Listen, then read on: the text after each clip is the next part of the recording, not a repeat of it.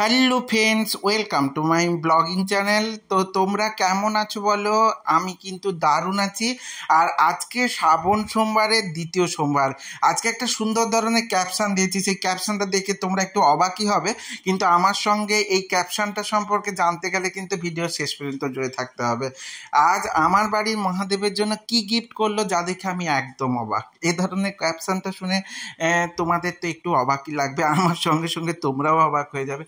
তো তার জন্য ভিডিও শেষ পর্যন্ত জুড়ে থাকো, জানতে পারবে যে আমি কোথা থেকে কি গিফট নিয়ে পেলাম বা কি গিফট পেলাম, বা আমার মহাদেবের উদ্দেশ্যে কে কি গিফট করলো। তো সেটা জানতে গেলে তোমাদেরকে অবশ্যই জুড়ে থাকতে হবে।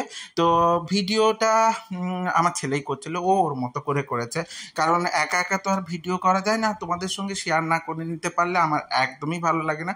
তো শিবের পুজোর জন্য বা আজকে মহাদেবের স্পেশাল পুজোর জন্য আমি চন্দন বেটে নিচ্ছিলাম। তো চন্দন বাটার সঙ্গে সঙ্গে মোটামুটি বাড়ির মধ্যে যেটুকুভাবে পুজোর ব্যবস্থা করা যায় সেটুকুই করা হয়। আর আমি কিন্তু এই সোমবারগুলোতে আমি কখনোই জেনারেলি মন্দিরে যাই না বা যাওয়া সম্ভব হয়ে ওঠে না। আমার বাড়ির মহাদেবকেই কিন্তু জল চড়ানো হয়। আর এই দিন কিন্তু দুধ অভিষেক করা হয় না আমার বাড়িতে, শুধুমাত্র জল অভিষেকই করা হয়। দেখো আমি জল অভিষেক করে দিচ্ছিলাম আমাদের বাড়ির যে শিবলিঙ্গ, আমি আগেও বলেছি ইনাকে কিন্তু আমার বাবা মা নিয়ে এসেছিলেন কাশি থেকে। তো সেদিন থেকে পুজো হয়ে আসছে, তো কত বছর আগে আমি ঠিকঠাক জানি না।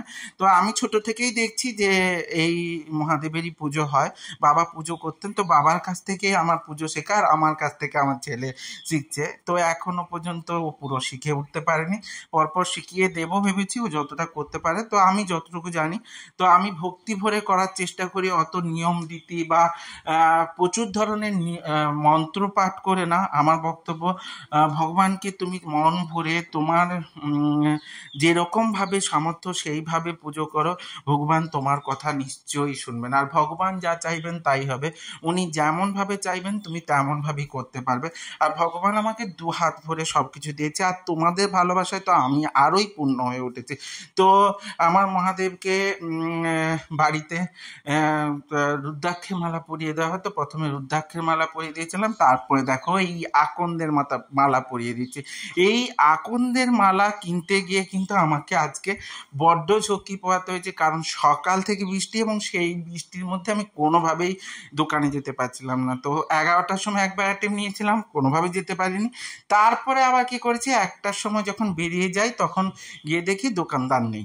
তো এটা তো আমার ক্ষেত্রে একদম মানে চিন্তার বিষয় হয়ে গেছিলো, তাহলে আমাকে দুধ থেকে কিনে নিয়ে আসতে হবে, কারণ বাড়ির কাছে যেহেতু দোকানদার নেই। তারপর হঠাৎ করে ও কোথা থেকে হাজির হলো, হওয়ার পর বললো আকন্দের মালার একটাই মালার ফুল আছে, কিন্তু মালা গাঁথা নেই, আমি গেঁথে দেবো, তো বসুন।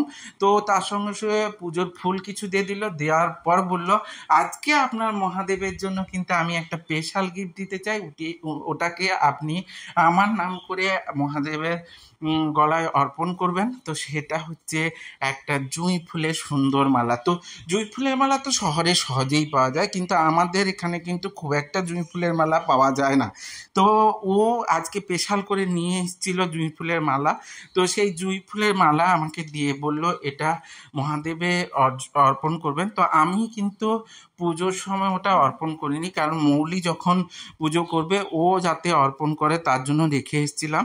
তো তারপর দেখো আরতি করে নিচ্ছি এবং যত রকম মোটামুটি করা যায়। তো একটা বিশেষ কথা বলি, কিন্তু শিবলিঙ্গে কখনো কুমকুম বা সিঁদুর ডাইরেক্ট অর্পণ করবে না বা দেবে না। তো এটা করতে যেও না, সবসময় চন্দনেরই তিলক করার চেষ্টা করো, এটাই হচ্ছে বলা আমার যতটুকু জানা আছে। তো তোমরা এইভাবে আমার ভিডিওর সাথে জুড়ে থাকতে লাইক কমেন্ট শেয়ার করে দিও। আর ইউটিউব থেকে দেখলে অবশ্যই সাবস্ক্রাইব করে দিতে ভুলে যেও না, এবং বেল আইকনটা টিপে দিতে হবেই হবে, নাহলে কিন্তু আমার ভিডিওগুলো তোমার সামনে একদমই আসবে না। তো সেই জন্য আমার ভিডিওগুলোকে ফার্স্টে পেতে গেলে অবশ্যই লাইক কমেন্ট শেয়ার করতে হবে, সঙ্গে বেল আইকন টিপে দিতে হবে।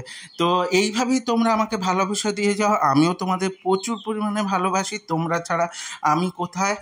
তো সেই জন্য ভগবানের কৃপায় আমি তোমাদের পেয়ে গেছি, আর তোমাদের সঙ্গে জুড়ে থাকতে পারছি। এইভাবে সাথে থেকো, সঙ্গে থেকো, জুড়ে থেকো এবং পাশে থেকো। টাটা।